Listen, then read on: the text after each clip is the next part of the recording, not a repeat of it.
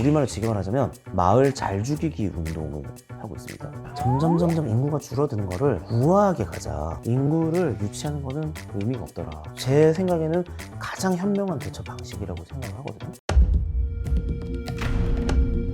그 일본이 저출산, 고령화 이런 얘기들을 계속 하고 있는 중인데 사실 우리나라하고도 이제 크게 관련이 될 수 있는 이야기이기도 하고요. 그래서 이런 얘기들을 뭐 줄여서 뭐 수축 사회다 뭐 이렇게까지 얘기를 한 적도 지난 있고. 시간에 이제 소령화 사회라고 네, 해가지고 맞아요. 이제 일본이 인구가 계속 감소하고 고령 인구가 늘어나고 젊은 층 인구는 점점 줄어들고 요 상황을 어떻게 대처해 나가는가를 보는 게 굉장히 저는 의미가 있다고 보거든요. 지난 시간에 소령화 사회는 이러다 보니까 어떻게 현상이 나타나더라면 이 수축 사회라는 거는 거기에 대한 일종의 대응책, 해법을 찾아가는 과정이 아닐까 해서 이제 준비를 해봤습니다. 인구 구조가 바뀌니까 경제의 시스템이라든가 형태도 바뀌게 될 거고 우리 일상생활에 굉장히 미치는 것들이 많을 것 같은데 뭐 사업이나 이런 것들 자체가 지는 사업도 있고 새롭게 떠오르는 사업도 있고 이럴 것 같거든요. 자, 노인들이 굉장히 많아지면 안경 시장은 커질까요? 작아질까요? 안경 시장은 당연히 커지지 않을까요? 그렇죠. 당연히 이제 그 노인분들이 많아지시면 아무래도 돋보기 안경이든 뭐 여러 시력이나 관련한 이게 있을 테니까요. 안경 시장 커질 것 같잖아요. 네. 근데 의외로 또 일본은 안경 시장이 작아지고 있습니다. 지금 현재 일본 인구 1억 2,500만 중에 공식적으로 65세 이상인 노인이 30%에 이제 거의 됐습니다. 즉 일본인 3명 중에 1명은 노인이라는 얘기예요. 근데 왜 안경 시장이 줄어들 수가 있을까요? 과장님도 안경을 쓰고 계시고 네. 저도 안경을 쓰고 있지만 과장님 같은 경우는 네. 맞아, 안경이 그래도 내 얼굴 인상을 좌우하는 건데 여기다가 돈을 아껴? 맞아요. 그러니까 그거는 맞는 얘기거든요. 어차피 우리 한 번 사면은 적어도 몇 년은 쓰잖아요. 그렇죠. 그러니까 뭐 한 번 살 때 돈 좀 드리지 뭐라는 세대와 보이기만 하면 되지 라는 사람이 안경에 쓰는 돈이 다를 거지 않습니까? 그럴 수 있죠. 고령자가 되면 될수록 안경에만큼은 돈을 아끼지 말아야 돼가 될까요? 아니면 잘만 보이면 되지 라고 해서 오히려 안경값을 지출을 많이 안 하게 될까요? 그게 바로 고령자가 늘어났는데도 일본의 안경 시장이 오히려 줄어든 이유인데요. 그 안경광학출판이라는 데서 이제 시장 규모를 조사를 해봤는데요. 2024년 일본의 시장 규모가 4,348억 엔이었습니다. 굉장히 크긴 큰 건데 그래도 이게 2006년 대략 20년 전에 비해서는 14%가 감소를 한 겁니다. 3명 중에 1명이 노인의 시대가 됐거든요. 왜 그러냐면은 안경에다 쓰는 돈이 줄어들어서 그렇습니다. 2024년 기준으로 안경의 평균 단가 28,216엔. 2006년만 하더라도 일본 사람들이 그래도 안경에다 한 30만 원, 35만 원 정도 쓰지라고 했던 시대라면 이게 불과 20년 사이에 이게 한 25만 원대로 줄어든 겁니다. 지난 1년 동안 구매한 안경 가격대 대충 얼마 주고 사셨어요 했을 때 딱 5,000엔에서 만엔, 4, 5만 원에서 90만 원, 9만 원, 10만 원 정도 주고 샀다는 사람이 28%로 제일 많았습니다. 실제로 이 안경이 딱 그렇거든요. 딱 5만 원, 5,000엔에서 만엔대. 예전에 비해서 안경의 소비자는 훨씬 늘어났지만 1인당 소비 단가가 줄어들다 보니까 안경 시장이 인식 자체도 줄어든 변했고. 겁니다. 그렇습니다. 네. 또 다른 케이스 스터디 한번 해보시죠. 결혼식 시장, 결혼식장. 요거는 너무 뭐 답이 진짜 뻔하지 않겠습니까? 결혼식장은 오히려 줄었겠죠? 요거는 실제로 줄었습니다. 근데 다 망할 거야 줄 알았는데 또 그렇지는 않더라는 겁니다. 이게 기본적으로 일본 분들이 결혼식에다가 돈을 굉장히 많이 쓰거든요. 우리는 이제 이게 결혼식장 비용이 커지는 게 뭐 스드메, 요새는 결혼식 하면 다 호텔에서 해야 되니까 그래서 올라가는 거잖아요. 일본 분들은 거꾸로 많이 초대를 안 하거든요. 딱 진짜 친한 분들만 초대를 해서 대신에 하면 하루 종일 합니다. 웨딩드레스에서 다시 이제 필요한 복 갈아입고 저녁까지 계속 뒤풀이해서 거의 하루 종일 하거든요. 초대를 받은 지인들도 가면은 우리처럼 뭐 이제 5만 원, 10만 원 축의금이 아니라 최소 30만 원부터 이제 축의금을 가지고 정말 이제 제대로 하기 때문에 결혼식에 대한 비용을 굉장히 많이 쓰는 편이긴 한데요. 일본도 아무래도 그 출생아 수가 1억 2,500만 명인 나라에서 80만 명이 깨지다 보니까는 결혼식 시장이 당연히 줄어들 수밖에 없습니다. 결혼을 잘 안 하니까요. 실제로 보면 이제 2025년 기준으로 결혼 관련 시장이 이제 1조 8,500억, 그러니까 우리 돈 한 18조 원 정도 되는 건데요. 이게 2019년, 그러니까 한 5년 만에 20% 정도 줄어드는 겁니다. 근데 아까 안경 같은 경우는 늘어났는데도 1인당 소비 단가, 소비액이 확 줄다 보니까 시장이 줄어든 케이스라면 결혼식장은 조금 다른 게 어찌 보면 결혼식 평균 비용은요. 2024년이 343만 엔, 우리 돈으로 한 3,400만 원 정도 썼는데 요거는 5년 전에 비해서 3%밖에 하락을 안 했습니다. 그러니까 쓰는 거는 변함이 없더라는 겁니다. 근데도 시장이 워낙 결혼을 하는 사람들이 워낙 줄어들다 보니까는 결혼식 시장 규모가 20%씩 이제 줄어들고 있고 실제로 그래서 결혼식장 한 3분의 1은 적자다 이런 통계도 있습니다. 뭐 결혼식장도 있겠지만 거기 관련된 사업들이라든가 뭐 여행 사업도 있을 수 있고요, 숙박 사업도 있을 수 있고 이런 것들에도 좀 타격을 입을 수 있을 것 같아요. 사실 이게 이제 안경하고 결혼식장 시장을 제가 이렇게 비교를 해드린 이유는 우리도 이렇게 갈 수밖에 없는 상황이기 때문에 제가 말씀을 드리는 게 그 5년 전쯤에 유니슨 캐피탈이라고 우리나라에 되게 큰 사모펀드 운용사가 있습니다. 여기가 미리 일본 사례를 딱 보고 간파한 겁니다. 우리나라가 보면은 예식장이라는 게 사실은 정말 동네마다 하나씩 영세하기도 하고, 이분들이 처음에는 막 성처럼 짓고 했는데 이게 한 20년 지나면서 되게 좀 후져지고 낡아버리고 이러다 보니까 외면을 받으면서 그래도 호텔 이렇게 가잖아요. 어떻게 그렇다고 모든 사람들이 호텔에서 결혼을 할 수는 없는 거지 않습니까? 결국은 식장을 해야 되고, 아무리 인구가 준다지만 하나뿐인 자식 결혼할 건데 거기다 돈 안 아낄래라는 추세가 분명히 온다. 사실 실제로 왔죠. 근데 호텔에서 하는 건 너무 부담스러워 라는 고객층을 위해서 어떻게 봤냐면, 제대로 좀 고급스럽게 예식장을 프랜차이즈화 해가지고 하면은 이거 분명히 먹힌다. 웨딩 전문 프리미엄 같은 느낌. 그렇습니다. 약간 프리미어 웨딩홀 프랜차이즈를 만들자라고 해서, 실제로 예전에 유명했지만 꽤 낡아가지고 점점 매출이 줄어드는 예식장들을 한데 모아서 리모델링을 했죠. 해가지고 프랜차이즈를 실제로 만들었었습니다. 안경도 대표적이잖아요. 한국 분들은 흔히 그 말씀을 요새 많이 하시잖아요. 어찌 보면 모르고 사면 제일 바가지 쓰기 쉬운 게 안경이다. 뭐 안경도 핸드폰처럼 아는 사람한테 가면 싸고 모르는 사람한테 가면 바가지 쓰고, 근데 딱히 믿고 어디 딱 살 데는 없잖아요. 일본은 보니까 안경, 웨딩홀, 여기가 그런 식으로 프랜차이즈가 되더라는 거죠.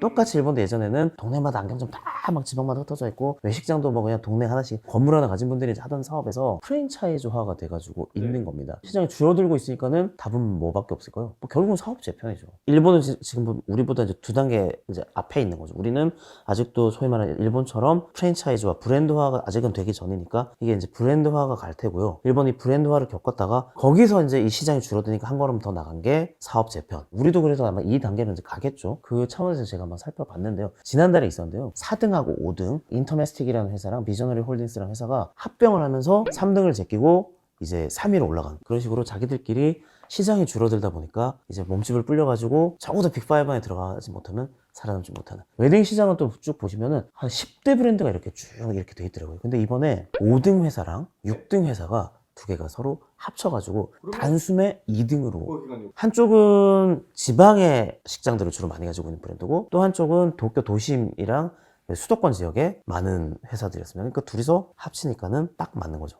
지금 이제 1등이 한 462억 엔 정도 매출이, 2등이 391억 엔, 한 70억 엔 차이 정도 나니까 시너지 좀 제대로 내면은 1등 딱 잡아가지고 넘버원 브랜드가 될 수도 있다. 이런 계산도 있는 거고요. 안경이 사라지는 시대는 글쎄요, 뭐 과장님이나 저는 살아생전에 좀, 그러니까 뭐 엄청난 기술적 혁신이 있지 않는 이상은 거기서 뭐 왔다 갔다 하겠죠. 근데 이 외식장은 좀 위기감이 다르더라는 겁니다. 왜냐면 결혼을 진짜 굳이 이런 식으로 해야 돼. 요새 약간 결혼 자체를 안 하려고 하는 사람도 있고. 또 있고, 또 일본 사람들도 이런 게 있거든요. 좀 짧게 하고 짧게 끝나고, 아니면 굳이 뭐 그렇게 외식장에서 해야 되라는 시장이 많다 보니까 이 웨딩홀 브랜드들이 10년 뒤면 이 시장 이거 없어질 수도 있겠는데 싶은 거예요. 동종업계의 경쟁사를 인수를 해서 몸집을 불리는 사업 재편으로 끝날 게 아니라 사업의 전환도 필요하더라는 겁니다. 전환이라고 하면 어떤 거죠? 업종을 바꾸는 거죠. 아예 업종을. 이거 아예 접어버리고 다른 거 하려는 사실은 누구라도 쉽지 않죠. 기본적으로 자기 그 본바탕을 어쨌든 깔고 갖다 붙이는 게 아무래도 제일 쉬운 사업 전환일 텐데요. 어쨌든 그 결혼식장이라는 건 지방에 있든 어디에 있든 목이 좋은 데 있잖아요. 왜냐면 그래야지 하객들이 오시기 편한 데다 있으니까. 자, 제 생각에는 숙박 여행 갈 것 같은 바로 느낌. 그거죠. 호텔이나 리조트. 야, 평일에 결혼식 안 할 때 이거 뭐해?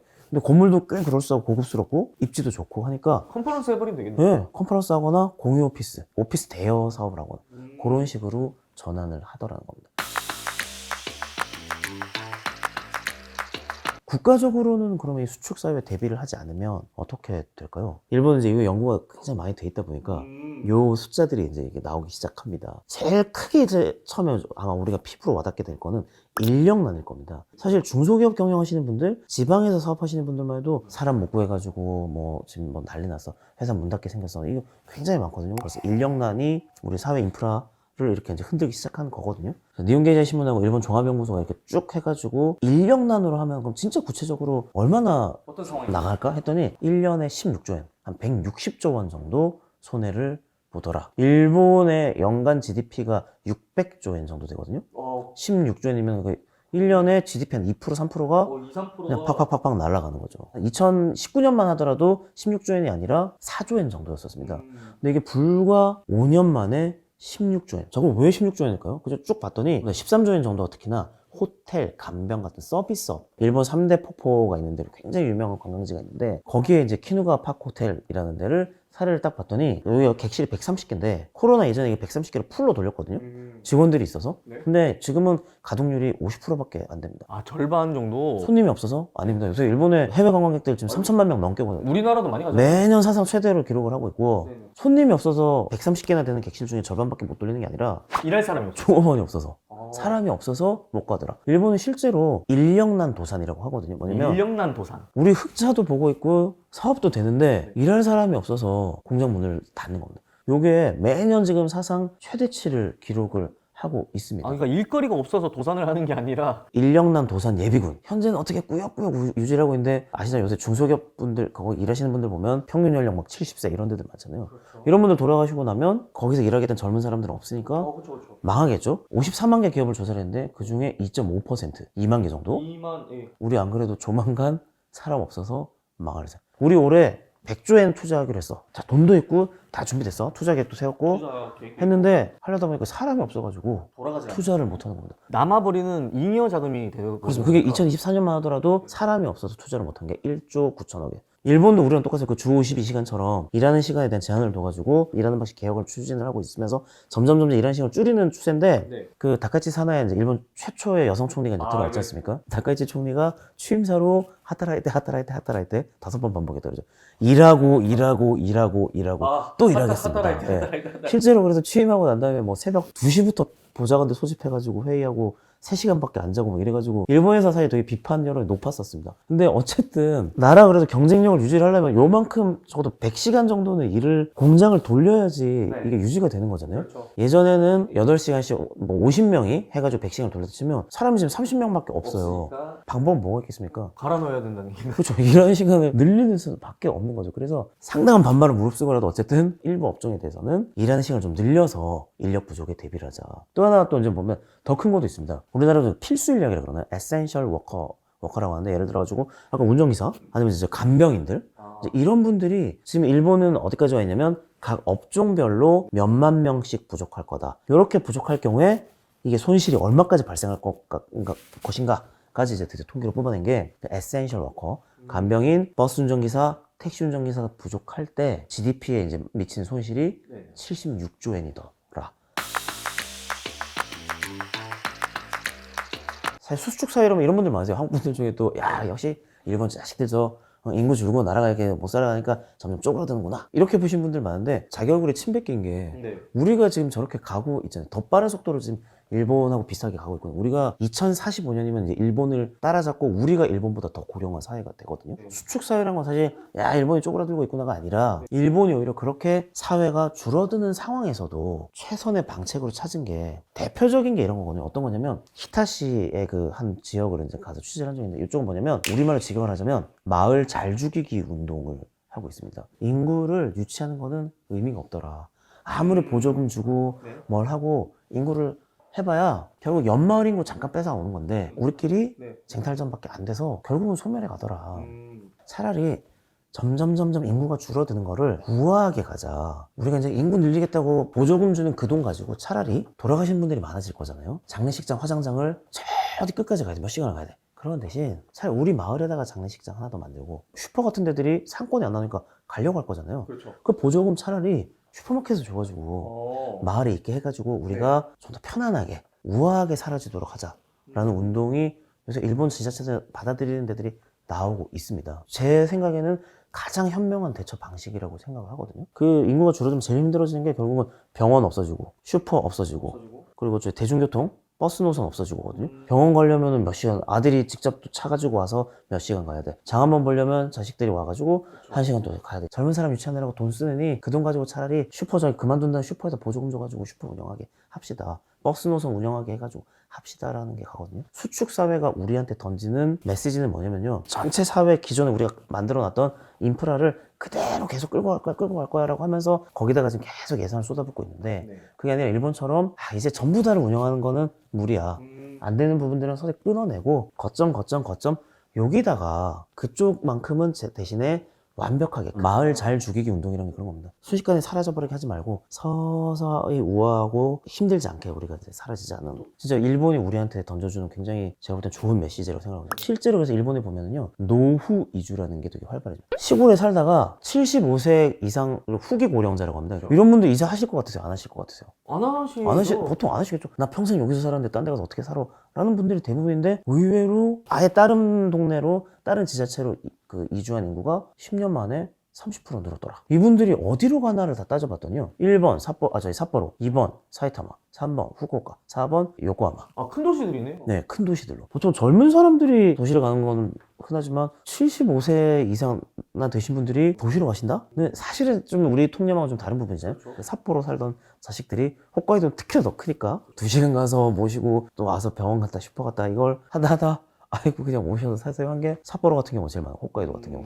홋카이도나 큐슈의 어디 시골 마을에 살던 젊은 사람들이 공부하느라고 삿포로나 후쿠오카 나갔다가 거기서 학교 나오고 거기서 일거리 찾아서 거기 정착을 했겠죠. 그러다가 이제는 거꾸로 여기 정착한 사람들이 자기 고향에 있던 부모님들을 이제 모셔오니까 이게 노후 이주라는 게 생기는 거예요. 자, 이렇게 됐을 때 자연스럽게 이게 수축 사회가 되는 겁니다. 뭐냐면 홋카이도랑 우리 남한만한 땅이 거기서 이제 나머지는 좀 텅 비게 되고요. 삿포로라는 거점 도시로 이제 전체가 다 집약이 되는 거고, 그 큐슈가 후쿠오카라는 큐슈 최대 도시 쪽으로 거점 도시를 중심으로 수축을 하면서 나머지는 좀 비게 되고요. 그래서 이 수축이라는 게 반드시 쪼그라들고 초라해지는 게 아니라요, 그 거점 도시들에다가 모든 기능을 다 집어넣는 겁니다. 모든 게다가 해서 완결이 될 수 있도록 하는 게 수축 사회의 거점 도시 기능인 거거든요. 그 아자부다이 힐스라고 일본의 제일 비싼 땅에다가 굉장히 큰 쇼핑몰을 지었는데, 이 쇼핑몰 안에 최고급 주택, 레지던스, 병원, 학교 뭐 다 집어넣습니다. 일본은 초고령자들이 단독주택 사는 거 싫어하세요. 왜냐면